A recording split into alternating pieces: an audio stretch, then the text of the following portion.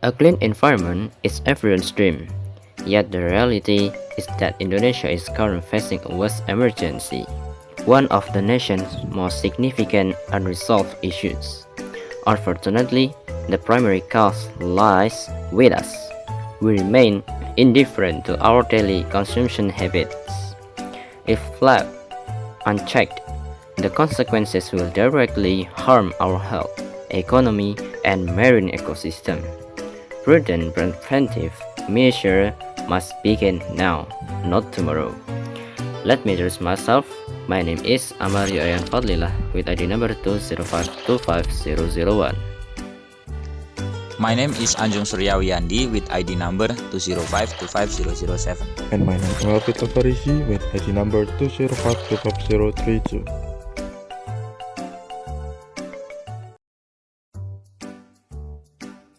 Sampah adalah sisa aktivitas dapur manusia yang mana bentuknya padat. Dan sampah berdasarkan sumbernya dibedakan menjadi dua jenis, yaitu organik dan anorganik. Dan singkatnya, sampah organik adalah sampah yang mudah terurai. Dan begitu juga sebaliknya, sampah anorganik yaitu sampah yang sulit untuk terurai. Berbicara mengenai sampah, sampah sudah menjadi sebuah masalah yang kategorinya sudah mencapai taraf nasional atau national emergency, yang mana ini dapat ditunjukkan dengan banyaknya sampah-sampah yang mungkin berada di pinggir jalan atau mungkin juga tempat pembuangan sampah yang sudah penuh dan lain sebagainya. Meskipun sampah sudah menjadi permasalahan nasional, namun kita harus tetap peduli dan sadar untuk bisa mengelola sampah dengan baik. Lalu selanjutnya ada klaim. Di sini klaim bertujuan untuk memberikan alasan dari tesinnya kenapa kita harus mengelola sampah dengan baik. Lalu setelah klaim biasanya diikuti dengan evidence. Contohnya di sini ada statement dari Rutonga yang menjelaskan bahwa penumpukan sampah yang tidak dikelola dengan baik dapat menjadi tempat berkembang biaknya vektor penyakit seperti lalat, nyamuk, dan tikus. Untuk evidence ini bertujuan untuk memperkuat dari klaim yang sudah ada. Lalu selanjutnya diikuti dengan klaim lain yang sama dengan klaim 1. Untuk contohnya di sini ada, selain itu mengelola sampah dengan baik juga dapat membuka peluang baru untuk berbagai hal.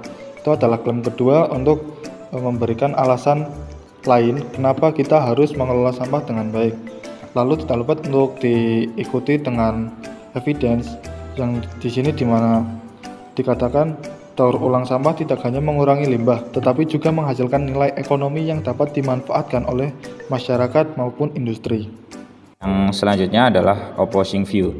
Jadi paragraf opposing view adalah paragraf yang dimana di situ menjelaskan bahwa ada sudut pandang lain terkait dengan permasalahan yang dibahas. Jadi di sini adalah pembahasannya itu terkait dengan pengelolaan sampah, dan di sini ada sudut pandang lain bahwa mengelola sampah itu tidak efisien. Mereka mengatakan bahwasanya lebih mudah untuk membakar sampah. Nah, tapi biasanya dari si opposing view itu ada refutation ataupun sanggahan. Nah, di sini opposing view-nya itu kalimat yang pertama yang digaris tebal biru, dan yang selanjutnya adalah terkait dengan refutation-nya di kalimat selanjutnya dari however sampai dengan environment. Jadi di opposing-nya berkata bahwasanya membakar sampah itu lebih efisien, tapi dibantah lagi bahwasanya ini akan menyebabkan berbagai dampak lain yang akibatnya akan lebih buruk. Jadi untuk mengantisipasi hal tersebut kita harus lebih mengutamakan untuk memilah dan memilih sampah.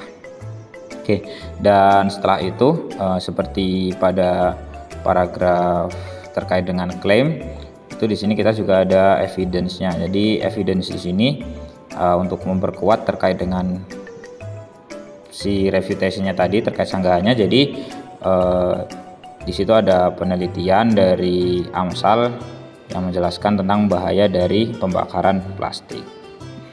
Dari pembahasan-pembahasan di atas, kita dapat menyimpulkan bahwasannya kita perlu untuk memproses sampah itu dengan bijak dan dengan cermat.